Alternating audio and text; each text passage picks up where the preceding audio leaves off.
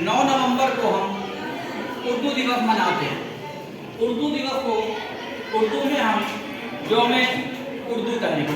यौम का मतलब होता है दिवस, और दिवस उर्दू का हो गया, अलग हिंदी का वर्ड हो गया।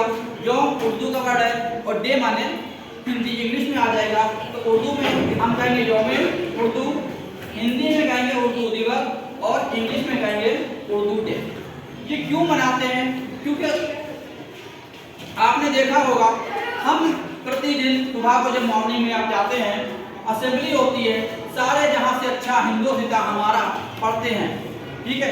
और उसके बाद एक दुआ और है जिसको पढ़ते हैं लप्पे आती है दुआ। ये बहुत ही मशहूर किताब है, नज्म है, और जो कविता भी बोलेंगे, इसको पोएम बोलेंगे, जो हम प्रतिदिन हर सुबह को असेंबली में पढ़ते हैं नेशनल एंथम से पहले, वो इन्हीं की लिखी हुई है।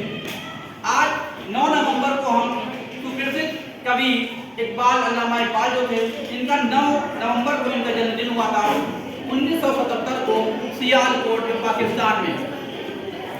क्योंकि आज़ादी से पहले यानी कि 1947 से पहले सियालकोट एक भारत का हिस्सा था और इसलिए ये सियाल हिंदुस्तान के ही हुए। तो इनका जन्म अल्लामा इकबाल जन्मदिन को मनाते हैं। आपका जन्म 9 नवंबर 1877 को सियालकोट पाकिस्तान में हुआ था। मृत्यु 21 अप्रैल 1938 को हुई थी। इकबाल की बेहतरीन रचनाएं बहुत सी थी, इन्होंने बहुत सी कविताएं भी लिखी और बहुत सी कविताएं लिखने के साथ साथ ब्रिटिश सरकार ने इन्हें सर की उपाधि दी थी। इन्होंने रचनाएं करी थी, कविताएं लिखी, निबंध लिखे, ऐसे जिसे बोलते हैं, बहुत अच्छे काम करे थे। इससे प्रभावित होकर इन्हें सर की उपाधि दी थी। उर्दू दिवस उर्दू एक अपने आप में ही बहुत अच्छी जुबान है, जिसको भाषा को उर्दू कहते हैं।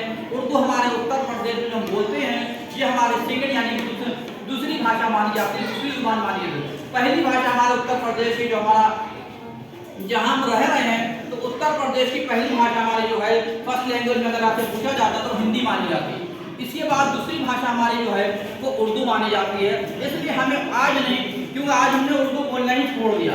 हमें उर्दू एक बहुत शीरी जुबान है, इसलिए हमको उर्दू अपने बोलचाल में ज़्यादा से ज़्यादा इस्तेमाल करना है। जैसे कि होता है वार्तालाप, हिंदी का वर्ड है वार्तालाप, जिसको इंग्लिश में कन्वर्सेशन कहते हैं, लेकिन उर्दू में आता है गुफ्तगू। एक अच्छा सा वर्ड लगता है।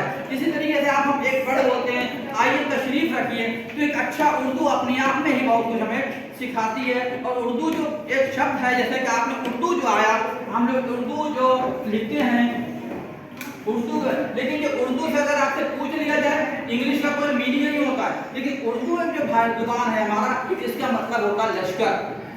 आपसे कोई पूछ सकता है उर्दू का मतलब बताइए क्या होगा, तो आप बता सकते हैं लश्कर।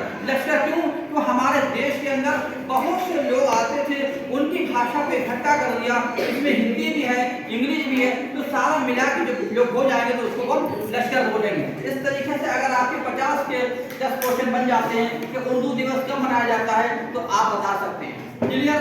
इसी तरीके से उर्दू दिवस किसके लिए मनाया जाता है, तो हमारा 9 नवंबर को मनाया जाता है। तो 9 नवंबर को क्यों मनाते हैं? अल्लामा इकबाल पैदा हुए थे। अल्लामा इकबाल कहाँ पैदा हुए थे? तो सियालकोट जो पाकिस्तान में है। किस सन में पैदा हुए थे? तो आप बता सकते हैं 1877 को पैदा हुए थे। इनकी मृत्यु यानी कि इनका इंतकाल जब हुआ तो 21 अप्रैल 1938 में हुआ। तो इस तरीके से जब हम कुछ पढ़ते हैं तो हमारे पढ़ने में 15-20 क्वेश्चन आ जाते हैं। जब हमारा कोई भी दिवस मनाए तो हम इसलिए उसे जरूर मनाएं। ठीक है, धन्यवाद।